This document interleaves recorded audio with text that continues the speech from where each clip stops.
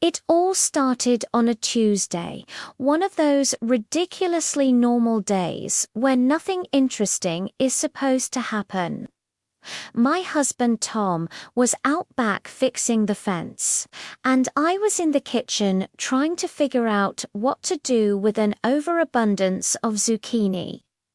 We live pretty far out, nestled deep in the woods of the Pacific Northwest.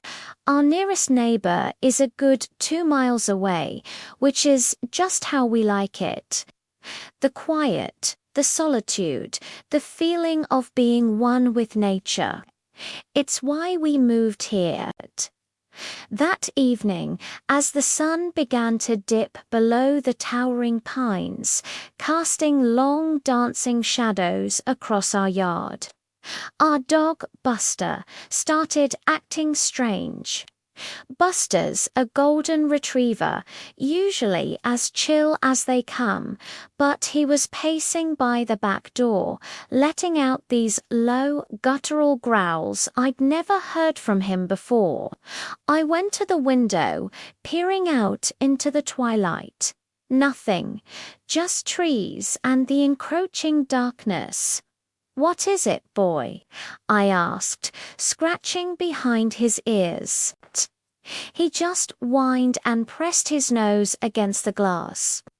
Tom came in, wiping sawdust on his jeans. "Buster's spooked," I told him. Tom looked outside too. "Probably just a deer getting too close," he said, but even he seemed a little on edge. Later that night, long after we'd gone to bed, a sound jolted me awake, a heavy, rhythmic thudding on the front porch. Thud, thud. It wasn't the sound of a person walking. It was heavier, slower. My heart hammered against my ribs. I nudged Tom.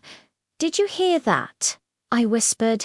He was already awake, his eyes wide in the moonlight streaming through our window. He held a finger to his lips. We listened. The thudding stopped, replaced by a deep, resonant sound, almost like a sigh that seemed to vibrate through the very walls of our house. Buster, who usually slept at the foot of our bed, was hiding underneath it, whimpering. We stayed frozen for what felt like an eternity, too scared to even breathe. Eventually, the silence returned, thick and absolute. Neither of us slept much for the rest of the night. The next morning, with the brave light of day chasing away the shadows, we cautiously approached the front door. Tom held a heavy-duty flashlight like a club. I was right behind him. He unlatched the deadbolt and slowly pulled the door open. The porch was empty. No footprints, no broken railings, nothing out of place.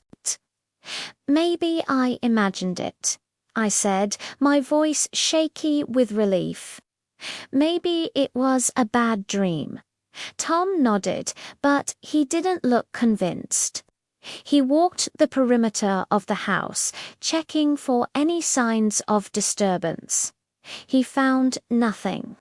We tried to brush it off, to chalk it up to the strange acoustics of the woods at night. Life had to go on, but it happened again a few nights later. The same heavy footsteps. This time, there was a scraping sound, like claws against wood. I was terrified. Tom, ever the pragmatist, was determined to get to the bottom of it. "It's probably a bear," he declared. "A big one. I'm setting up the trail cam." So the next day, he mounted our wildlife camera to a post, aimed directly at the front porch. "If it's a bear, we'll have proof, and we can call animal control," he said, trying to sound reassuring. That night, we went to bed with a mix of dread and anticipation. Sure enough, right around 2 a.m., Buster started his low growling. Then came the thudding footsteps. They were slower this time, more deliberate. There was a long pause, a sound of heavy breathing, and then silence. The next morning, we practically sprinted to the trail cam. Tom pulled out the SD card, his hands trembling slightly. We plugged it into the laptop, and my breath hitched in my throat. The first few clips were just of squirrels and a passing raccoon. Then, at 2:13 a.m., the camera triggered. The infrared image was grainy, but what we saw made the air leave my lungs. Standing on our porch was a massive upright figure covered in dark, shaggy hair. It was huge, easily over 8 feet tall, with broad shoulders and long, powerful arms. It wasn't a bear. Its face was turned away from the camera, looking out into the woods. But the profile was unmistakable. It was the creature of myth and legend, Bigfoot.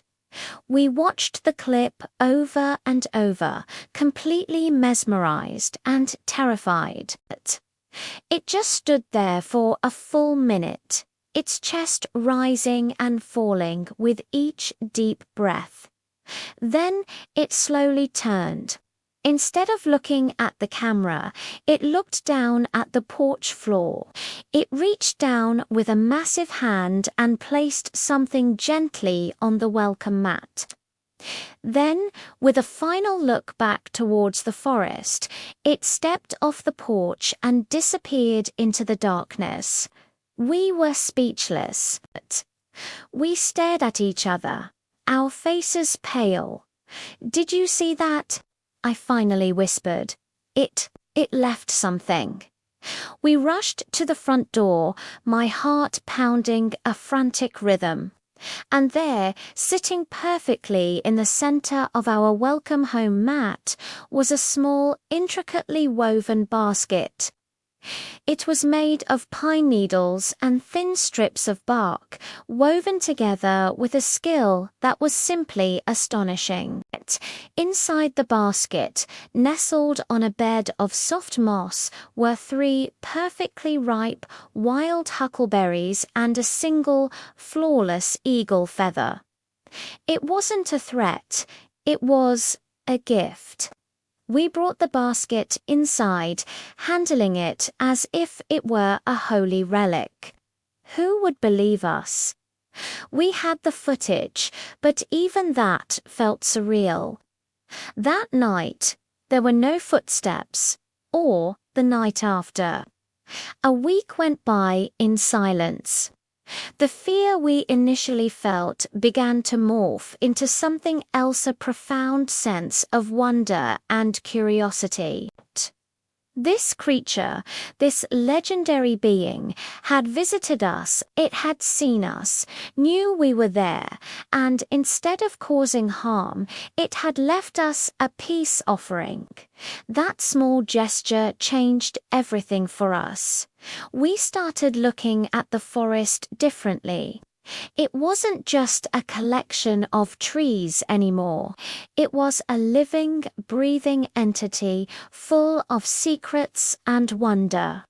We became more observant, noticing the subtle signs of life we'd previously ignored. We'd find strange arrangements of stones on our hikes, or massive branches twisted together in ways that couldn't be natural. We never set up the camera again.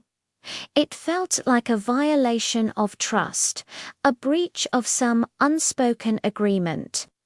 We've lived here for 5 more years now, and while we've never had another direct visit on our porch, we feel its presence. Sometimes, late at night, we'll hear a distant mournful call echoing through the valley. Or we'll wake up to find a small pile of interesting rocks or a beautifully colored leaf left on the stump at the edge of our property. They're small signs, little hellos from our reclusive neighbor. We always leave something in return, few apples from our tree, or some of the vegetables from our garden. It's a strange and wonderful secret to keep. We know what's out there. We know that the world is so much more mysterious and magical than most people believe.